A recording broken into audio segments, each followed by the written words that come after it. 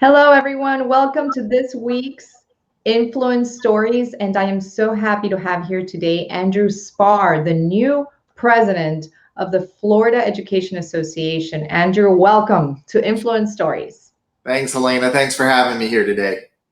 Great. So tell me a little bit about you're the brand new president coming in, and tell us a little bit about, for those of us that are new and haven't seen the other influence stories that we've done with your organization, if you could tell me a little bit about what Florida Education Association actually is. And I would like to add, please, you can write in your questions. Por favor, también pueden hacer sus preguntas sobre la educación de la Florida. Today, we're going to focus on the state of education in Florida. And I'm telling everyone they can send their questions in Spanish, in English, en español, en inglés, y no, yo las traduzco. I will translate and we'll get everything answered and all of the comments addressed. So please send them in. So Andrew, tell us a little bit about what is the Florida Education Association for those of us that don't know.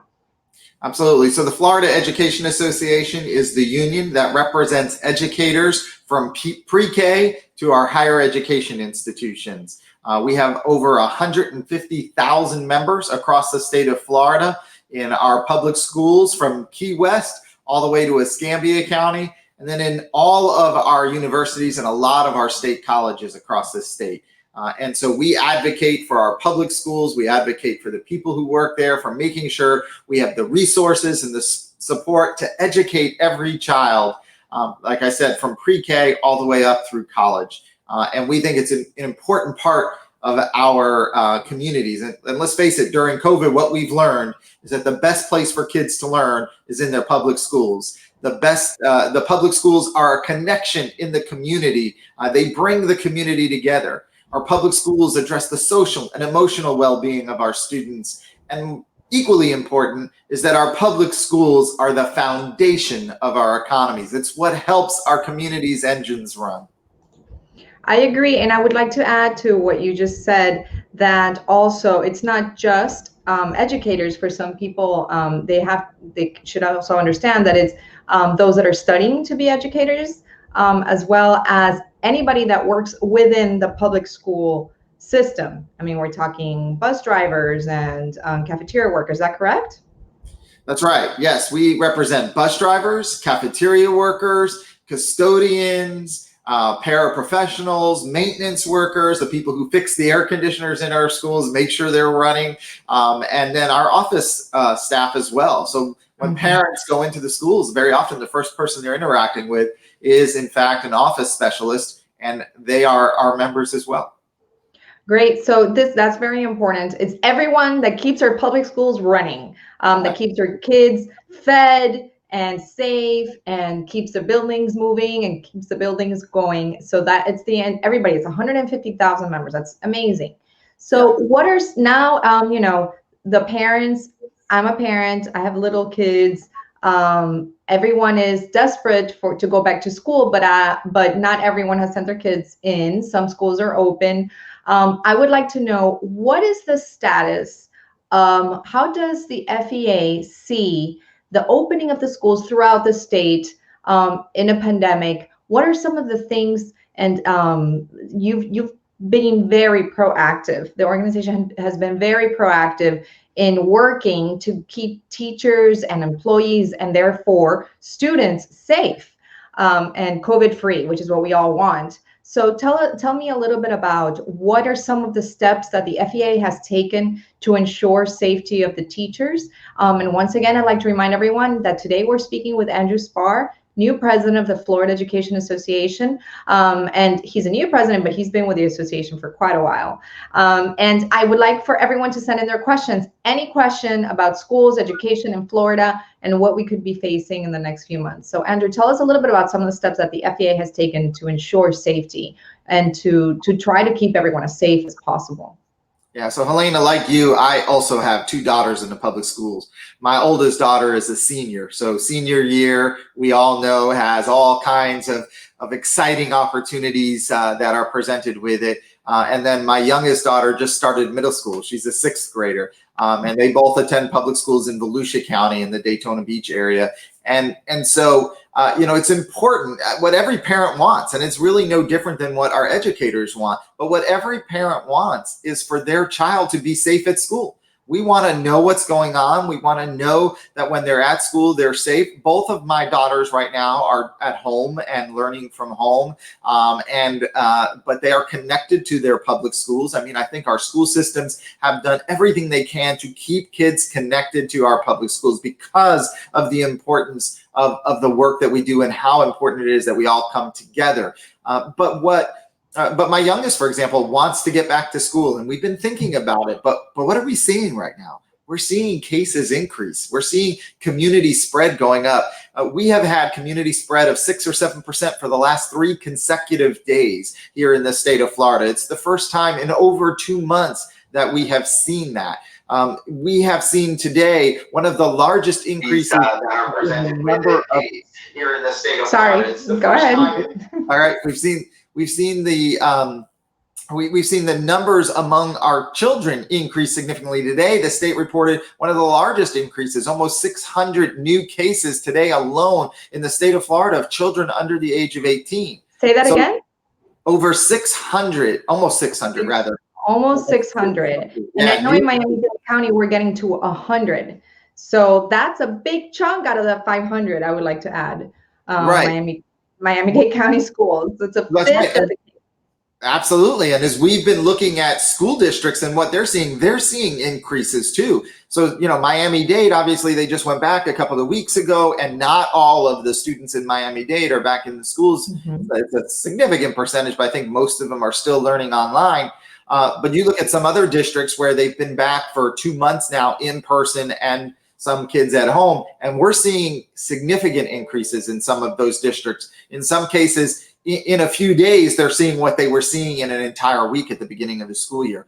Here's what we know about COVID in our schools, right? It wasn't the super spreader events a lot of us feared, right? A lot of us were concerned that when we bring the kids in, that there would be all these super spreader events. And fortunately, that hasn't happened.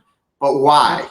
And the why is a couple of things, I think, right? As we talk to medical experts, I'm not a doctor, I'm not a scientist. I didn't Very stay important. Let's remember. They are. We're not doctors, okay? Correct. I'm a journalist. You're an education professional. So everything that we're saying here is what we're seeing and, things that we've been looking at. But very important to remember, we're not doctors. Because a lot of people say, hey, but you're not a doctor. We understand. We are not doctors. We're just looking at the data. Exactly. And we want to listen to the doctors. We want to listen to the scientists. And when they're telling us things like masks matter, social distancing matters, then that's what we should be trying to achieve. And we have seen that in a lot of our school districts. A lot of our school districts, the majority of school districts in the state of Florida have mask mandates so that kids are wearing masks. A lot of school districts started out the year with, about half of the kids learning from home and about half in person. Again, allowing for social distancing. A lot of schools have limited the movement so kids aren't going multiple places. They're staying in their seat more. They're not doing the group projects that we often do in our schools that are sometimes really fun and engaging as a way to keep kids safe. And so that seems to have helped. But what we also are seeing with the data right now is that as the community spread goes up, so do cases in our schools. And so there is a correlation, it appears, between cases in our schools and what's happening in the community. And that's something we shouldn't lose sight of. We want, every parent, every educator wants their kids to be safe. And I'm just going to end on this section with this part. What the governor and the Department of Health have failed to do is allow for transparency in our schools. Every parent wants to know if there is a child in their child's class that has COVID, or 2 kids, or 3 kids in that class, or adults, right? And that's not being told. Parents have no idea if their child is in a class where there's been exposure to COVID by 1 or more people. And same thing in the school. We don't even know how many cases might be in a school in a lot of cases. In a lot of our districts. And so that's concerning because as parents, we want to make the best decision, right? We want to know that we are making the best decision possible for our kids. But if we don't have all the information, if that information is intentionally being kept from us, that's a concern. That's a problem. And that's what the governor has done. He is basically saying at this point, ignore what's happening in our schools. Let's just push forward. Let's have every kid back. That's what he wants. He said it on Tuesday at a press conference that he believes every child should be in school. Look, we'd love to have every child be in school, but I would love it. Trust Yeah. me, I need my girls in school entertained, but safety comes first. That's right. And that's what we've been talking about. We should have safety first in our schools. And that's the concern we have. If we're not being transparent and reporting information, look, again, health experts said test.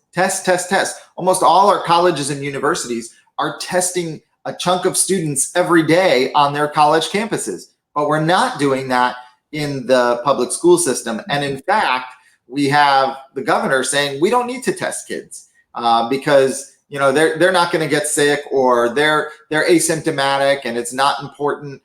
But if we're not testing, we can't get ahead of it. And that's what we hear from experts. Get ahead of COVID, respond quickly, and you can keep community spread down. And that's true in our schools as well.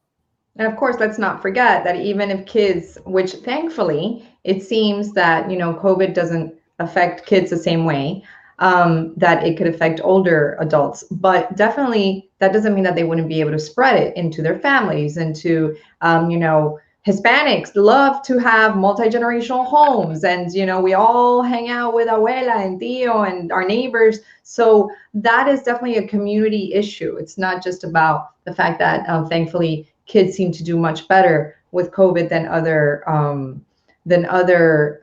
demographics, than older adults, for example. Our comments are starting to come in. We have a question here from Adriana Oliva, and she's asking, are you finding an increase in students needing counseling or mental health services due to isolation or other COVID-related issues? Tell us. Yeah, Adriana, that's a great question. And let me say this right off the bat. We haven't had enough counselors, school psychologists, school social workers in our schools to begin with. Back in 2008, 2009, when we went through the Great Recession, we had significant cuts, and they have not been restored to those levels. And even then, a lot of people would argue we weren't getting there. Look, we have to make sure that our students are getting the support they need. And especially now with the challenges that we've had with COVID, not only are we not thinking about the fact that this is just not normal, right? I know people like to say it's the new normal. No, it's not. Let's not establish this as the new normal. My hope is we get a vaccine soon. It gets out there fast enough. We get it to enough people, and that we're able to return to some sense of normalcy maybe this summer. That's what we're hearing from the medical experts, right? But in the meantime, we have to take certain steps. So kids are having to wear masks every day. That's different. I will tell you, they've adapted to it a lot better than adults have. We've seen these mask battles. That's how. Yeah, listen, these mask battles that have been going on around the states about whether schools should mandate masks. There was just a big thing in Sarasota County. The kids aren't complaining about wearing masks. It's their parents who are saying, I don't want my kid wearing a mask anymore. But also, like I said before, this idea, think about kindergarten kids, right? Kindergarten kids are very tactile. They want to hug the teacher. They want to hug. That's my kid. My kid is a kindergartner. So yeah, there you go. It does it, and your kindergarten wants to, right? They want hugs. They want to feel that love. And now we have to say you can't do that right now. And so, yes, we need more counselors in our schools, social workers, school psychologists, not just now, but always. Because kids learn best when they feel safe, when they're secure, when they're in the right mindset.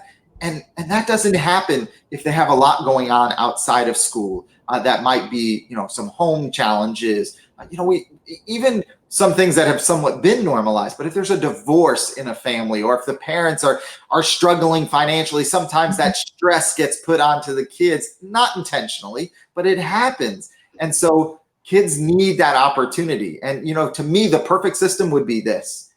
If a child is struggling in the classroom and a teacher notices it, the teacher has so many things on their plate. If they could refer that child to a school counselor who could sit down with them and talk to them and find out what's going on, what's bothering you. Because what we know is usually a kid in crisis is a family in crisis. And if the counselor can assess the situation and then direct to the appropriate resources, which might be a school social worker or a school psychologist, it might be that they need to help the family. And this is where a social worker becomes so important, connecting the family to appropriate resources. If you have a family who's struggling because mom or dad lost their job during the pandemic and they're struggling to make ends meet, they may need some additional supports for the family, and they are out there, but they don't know where to get them. That's where a social worker becomes so important. Absolutely. For example, last night, we had a very long school board, Miami-Dade County Public School Board meeting, and they talked about the fact that, we have 100 positive cases. That shows a 75% increase over the weekend and 2 schools temporarily closing. My daughter is still registered at the public school, and I got a text message letting us know there is a case of COVID in their school. And additionally, but not every school is the same. There's no uniform way to report. There is not enough transparency. It differs not only from district to district, but from school to school. This was voluntary, that the students, the principal took them upon themselves to let everybody know that this was going on, but there is no uniformity. So I think everyone's kind of learning as we go. This is a new situation, and we understand that. There were some requirements or some demands that the Florida Education Association was making of Governor DeSantis in Florida. What are some of these things that you are demanding from the governor? Yeah, so what we've been doing is we've been working with our local unions. So the United Teachers of Dade, Carla Hernandez-Matz is the president there. She's doing a fantastic job of making sure she's advocating not just for our members, because I want to be clear, our teachers, our unions, our support staff, we don't just advocate for ourselves, we advocate for our students. And sometimes we're the only ones. So the Florida Education Association sued the state of Florida earlier this year. And I know my predecessor, Frederick Ingram, was on talking about that a while ago. But that lawsuit was never about shutting schools down or keeping schools closed. That lawsuit was about locally elected school boards, elected by us, by parents, by the community, that they should be the ones driving and making the decisions that are best for the community. And so what we did is we put together a task force of educators, of parents, of medical experts, of mental health professionals to talk about what do our public schools need to be able to reopen safely. We did that during the summer when the governor was just bringing together business leaders and making decisions based on the economy, not based on our kids. And so we pulled that group together, and what we said is that first and foremost, community spread needs to be down. We need to get the community together. You guys did it in Miami-Dade, right? Community spread went way down because the community stepped up. People said, let's wear masks. Let's be careful about large gatherings. And there was a lot of sacrifices that were made by the community to get community spread down. That should have been done in every county in the state of Florida. It should have been done sooner in the process, and the governor should have supported that. What he said right now is communities can't do that anymore. That's what the governor has said. And actually, that's one of the questions that we're getting is the governor, it's in Spanish, but I'm going to go ahead and share it. The governor is interfering with local decisions. What can we do? So as parents, as citizens, what can we do? And, every county should be able to make a decision. Every community should be able to make a decision. So what can we do about that? Absolutely. So look, first of all, still talk to your local elected leaders, right? Your city commissioners, your county council members, or county commissioners, school board members. Talk to them because they need to know you still want them to fight for them, right? They have to be willing to fight. And then we need to talk to the governor. And we need to make sure we reach out to governors and state legislators and state senators. And by the way, we need to vote in this election. We should be asking every candidate on the ballot right now is, do you believe in local control? Do you believe that those of us in our community should be able to decide what is best for our community, right? And that is vitally important. Those are some things we can do right now. Vote, vote, vote is paramount in this decision-making process, because let's face it, our health should not be a political issue, right? The health of our community should not be a political issue. And especially the health of our kids should not. be a Yeah, political issue. and that's what's happening right now. A lot of these decisions are political issues. They're falling on the sides of, am I a Democrat or a Republican? It should be falling on the sides of, what does science say? What do the medical professionals say? As educators, we fight all the time to be heard, right? We want to be the trusted professionals we went to school for. And very often we have lawmakers who have no idea what it's like to teach in a classroom, making decisions about what happens in the classroom. And now we're seeing that in the medical field too. Medical doctors. Now, not all doctors agree, not all educators agree, but there's usually a consensus. And when there's a consensus around science and there's a consensus around those expert opinions, that's what we should be listening to. And so the governor really hasn't. And you're right. I just think if he would do that and allow for communities to control that and keep community spread down, that's first and foremost with safety in our public schools. As I said earlier, there certainly seems to be a correlation between community spread and COVID cases in our schools. Second of all, we do believe that schools should be able to take steps to socially distance kids, wear masks, and other steps, regularly clean the schools at least twice a day. We think schools should be sanitized. Disney does it every 2 hours. And so saying we should sanitize our schools at least twice a day, that helps keep things down. Even airplanes now, there was just a report on the airline industry and how after every flight, they sanitize the entire cabin. They do all kinds of things to make sure they have masks. I hope they keep doing that, by the way. Yeah, I do too, especially when I start filming again. Yeah. But yeah, those are the kinds of things we talked about. Hand washing stations. A lot of our classrooms. All this costs money. It does. Right. And we have some messages here that are saying, it's not safety first, it's money first. So what are we talking about when we talk about money? Have you looked at how much new funding the schools would need? And has this been taken up by elected officials? Have you looked into this, and what can we do about that?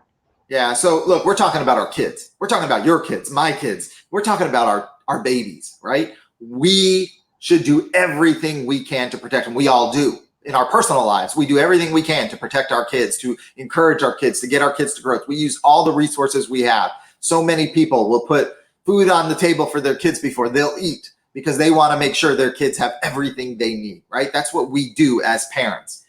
And so when you hear school districts saying we don't have the money, then we should be talking about, well, then how do we get it? And how do we get it? Well, look, there was the CARES Act that was passed initially. That sent money to districts. The governor and the commissioner of education diverted some of that money away from the public schools to private schools and to other places that really didn't, that also, by the way, also got money through the PPE programs, through CARES Act as well. So you had schools, private schools and some charter schools that literally got double money because they got it from the school district money and they got it from the federal government in the PPE money that came down. Then there's another bill in Congress that's been held up, and we keep hearing about it, right? As we all are struggling, families, businesses, and our schools are struggling to pay the bills, to keep things going, to ensure our safety and everyone's safety. There's been a bill in Washington. Now it's tagged at about $2 trillion. That money has, in those bills, they have well over $100 billion. Initially said $100 billion, then they went to like $250 billion. They've come down a little, I think, off of that. But there's well over $100 billion for schools in that money. If that money comes down, it's going to help close the gaps. It's going to bring stability to our schools. It's going to help us not just with the cleaning supplies and all of those PPE products we need to make sure we're protecting everyone, but it's also going to help with some of the technology needs, with supporting kids who may have fallen behind during this time. We've got a lot to do, and let's not miss this too. There's a lot of kids not on any platform right now. There are a lot of kids, we call them missing kids, and they tend to be kids who live in poverty. They're not in the brick and mortar schools. They're not on the virtual platforms. They're not in virtual school. They're not at a private school. They're not at a charter school. They're missing right now. And if the governor and the commissioner care about these kids, we should be doing everything possible, providing all kinds of support and resources to districts to find these kids and make sure we get them back in the learning process. We can't afford for any child to be left behind. And there's also that issue, a lot of the parents, I mean, the only way that this social distancing works in schools is if some of the parents keep their kids at home. And so some of us who can should, because then, like you said, there are usually low-income families that are out there that have to work because their work is manual and they have to be present to be able to do it. And their kids, what are they going to just stay home alone? I mean, it doesn't make any sense. It was definitely a huge gap in all of our society as to the needs that schools fulfill, including feeding a lot of these kids, breakfast and lunch. So I think that we all have to work together as a community to be able to make this work. But the funding is crucial as we face next year and a couple of years after that, because, and let's not forget, this is one pandemic. We could have another one. And I know, but right. You're right. Scientists are saying that this is going to keep happening. So this is a test. We have some more questions. Hello, what are you planning to do with schools if COVID cases keep increasing? There are over 300 schools with cases so far in Florida. Is that correct? I don't know. I think it's even higher than that, but yes, I'm sure at least that. So at least. It says over 300. So I would like to ask you, I mean, it's not your decision, but what would you like to see if we see more and more cases of COVID in our schools, our teachers and our kids? Yeah. So first I want to say, Helena, you were making a great point before, and I just want to comment on that. We have to remember that this does take the entire community. Everything we're doing, educating our kids, caring about each other's kids, it does take a community effort, and we should all be coming together in this effort. So let's talk about what we should be doing right now in our schools. Our brick and mortar schools are open in every county in the state of Florida. What should we be doing? First of all, we should be testing kids and employees on a regular basis in our schools. We know that testing is the first line of defense in making sure we get ahead of any COVID tests, any COVID cases. So COVID testing is vitally important. I always find it interesting that the Commissioner of Education and the Governor talk about academic testing of our kids, the high stakes testing, but then they don't want to test when it comes to their health and the COVID test. So I think we should be doing that. Second of all, once we identify that someone has COVID, we should be isolating. We should be quarantining. We should be staying ahead of it. Doesn't mean the learning stops. It means we have to transition in some way to make sure we're keeping the learning going, but at the same time, keeping everyone safe. If we isolate, if we quarantine, we prevent the spread from going further. So we think that should be number two.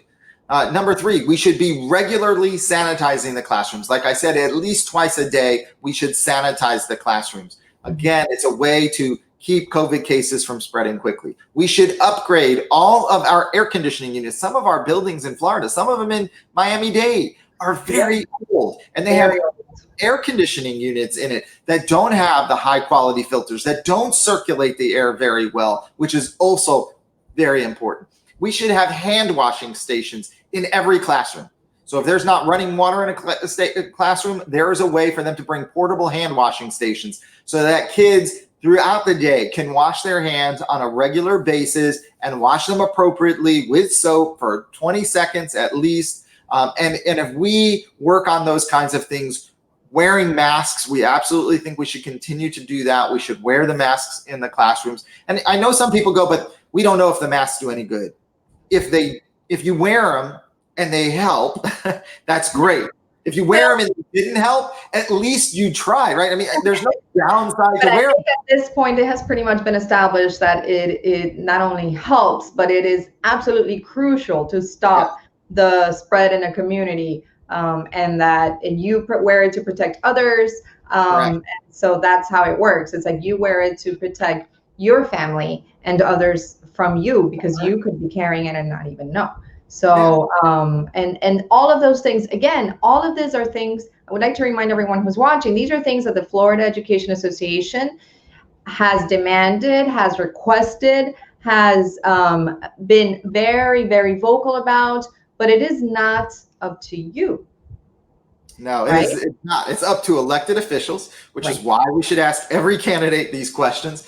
It is why we should do everything possible to hold lawmakers accountable to that. And I get it, right? I mean, I understand a lot of our school boards, our superintendents in our schools, they feel a lot of pressure. They're feeling pressure from a commissioner of education and a governor who, quite honestly, have been bullying them.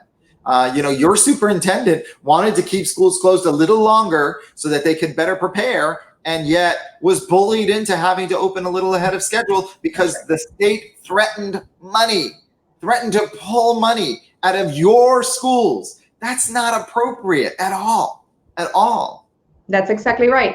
Miami-Dade County had said that they would do it a little later, a couple of weeks after, or I think 2 or 3 weeks. But because Governor DeSantis said that all that money would be withheld, they had to go ahead and open because That's right. they were being bullied, and money was being withheld, and money that our kids need. So I think that that's very important to remember, that all of these elected officials should be held accountable to what is going on right now. We have some comments. I agree with having hand washing stations in every classroom, from Mesha or Misha. And we have another question that I think is very important, because what has come up during, like you said, there were some missing kids, and usually they would be part of low income or single parent homes, or maybe even they live with their grandparents or family members because their parents are not around for whatever reason. And we have a question about better internet capabilities in under-resourced neighborhoods. It's definitely a need beyond COVID. I've seen wonderful stories of people that have opened up their front yards for students to go sit and use their Wi-Fi for free, because they know that there's areas in our county that don't have good Wi-Fi. And even if these schools do give them a laptop, there's no Wi-Fi. What can you do? I know that our local library was also helping with that. So what kind of a gap has this shown in different schools? Yeah, we are like one of the wealthiest countries in the world. We have businesses who make all kinds of money, especially in the technology area. This is not a school issue alone. This is a community issue. And I believe that government officials should be asking businesses to step up. And I think they should work with those businesses to make it happen. Now, look, there were some companies out there who, Spectrum, I think, was one of them, who said, we're going to give free internet. And they did that from March till May, right, to some in the community. But let's face it, this could easily be solved if there was a will to do it. We could easily put free internet in any of our communities that struggle, in any of them, in any of the housing projects, in any of the low income areas, in any of the rural areas. We can improve the quality of the internet access there. This could be done very easily if people have a will to do it. It takes putting pressure on businesses to provide those kinds of services, maybe on governments to help fund some of that. But this is what we go back to what we were saying before, Elena. This is about the community coming together. Public schools should not be required to solve all the problems on their own. This should be everyone coming together. And this is a prime example where we could just easily solve that problem. Every child should be able to have access to the internet. Every family should have access to the internet. There is so much that is done via the internet now. Simple everyday things, from paying bills to being able to order prescriptions, to being able to meet with a doctor if you're ill and can't get somewhere.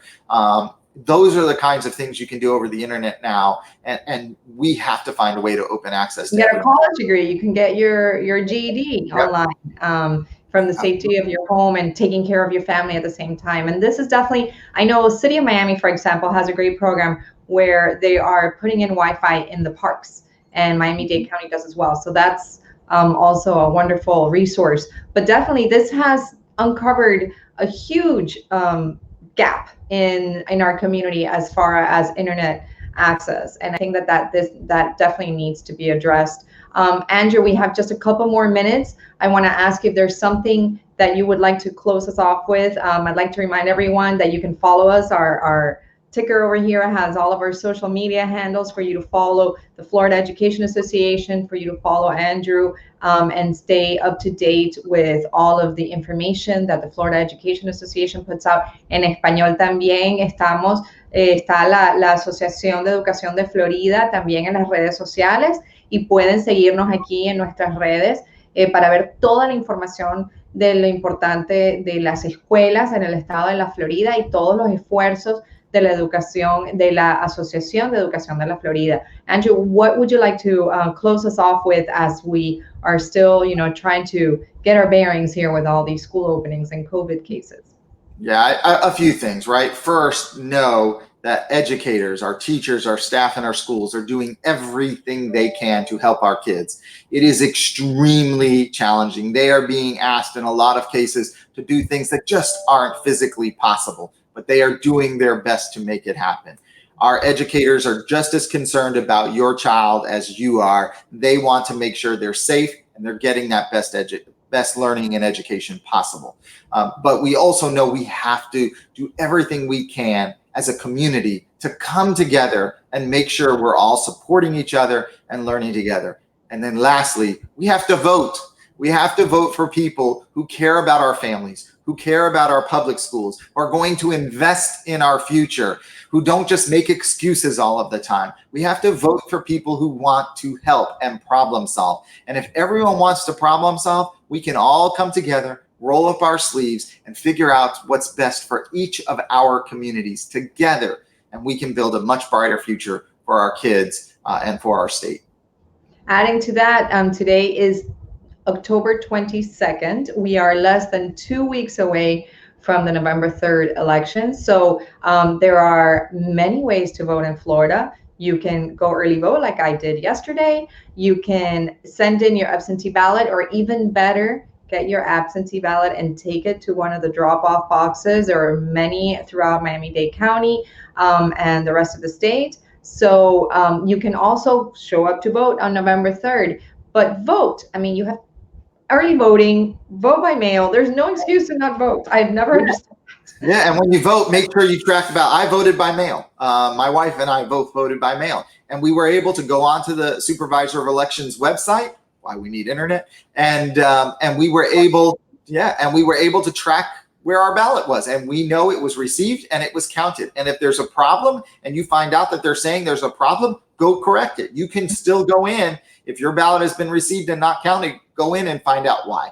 And if you have to maybe sign it because you forgot to sign it or something like that, you can fix it easily. Track your vote, make sure your vote counts. It's very important. We have all these tools that we can access to vote. And I personally think there's no excuse to not vote when you have 2 weeks of early voting, absentee ballots, and election day, which is really the last day you can vote. It's no longer even just election day. It is just the last day that you can vote, and it's the one where all the votes are going to be counted. So go out and vote. Vote however you want to vote, but remember that people need to be held accountable for their actions and support those that support you. So other than that, I would like to invite everyone to follow us. There are a lot of news coming out as we keep going from the Florida Education Association as we approach the election, as well as post, and continuing to do what you can and what we can for all of our educators, our kids. And I want to thank you for all of that and all these efforts. I know sometimes it's hard to fight that battle, but it's very, very necessary. And parents should definitely visit your website to find out more information about how to get involved. Go on social media, even if they're not teachers or educators or work in the public education system in Florida, they can go there and find out a lot of information. You have a lot of studies on your website to look at. So if anybody's looking for any information about public schools, this is the place to go. Andrew, thank you so much for your time today. And I'm going to let you get back to work and all of those very important things that you're doing for our kids and our teachers. Thank you so much and have a wonderful afternoon. You too. Take care. Thank you, everyone. Have a great day.